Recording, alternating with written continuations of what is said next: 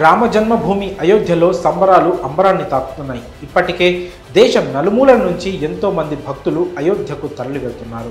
ఆ ప్రాంతమంతా భక్తి పారవశ్యంతో రామనామం జపిస్తూ మైమర్చిపోతోంది. అయోధ్య వరకు వెళ్ళలేని భక్తులకు టీవీలలో చూసేలా ప్రత్యక్ష ప్రసారాన్ని కూడా ఏర్పాటు చేయనున్నారు.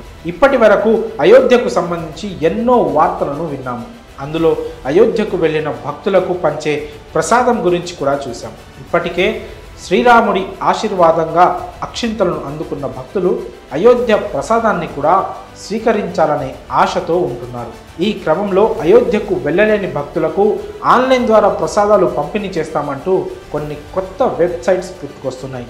దీంతో ప్రసాదాలు కొనుగోలు చేయాలనుకునే వారిని ఈ వెబ్సైట్ సందిగ్ధంలో పడేసేలా ఉన్నాయి. ఆన్లైన్లో ప్రసాదాలు కొనుగోలు చేయాలి అనుకునేవారు కాస్త జాగ్రత్త వహించాలని రామమందిర నిర్మాణ ట్రస్ట్ తెలియజేసింది. ఎందుకంటే ఇంతవరకు ఆన్లైన్ ప్రసాదాల పంపిణీ గురించి ఎటువంటి ప్రకటన తాము చేయలేదని పేర్కొంది.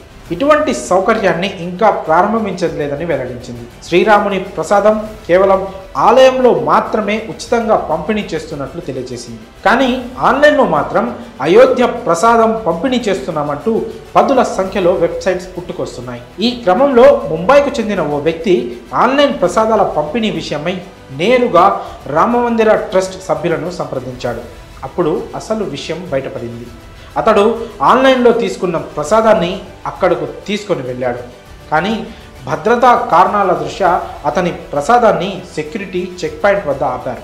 ఆ తర్వాత రామమందిర సమీపంలోని ట్రస్ట్ క్యాంపు కార్యాలయంలో ఉన్న సిబ్బంది 10 ప్యాకెట్ల యాలకులు ఆ వ్యక్తికి ఇచ్చారు. ఆ ప్రసాదంలో యాలకులు కలిపి భక్తులకు పంచాలని కోరారు.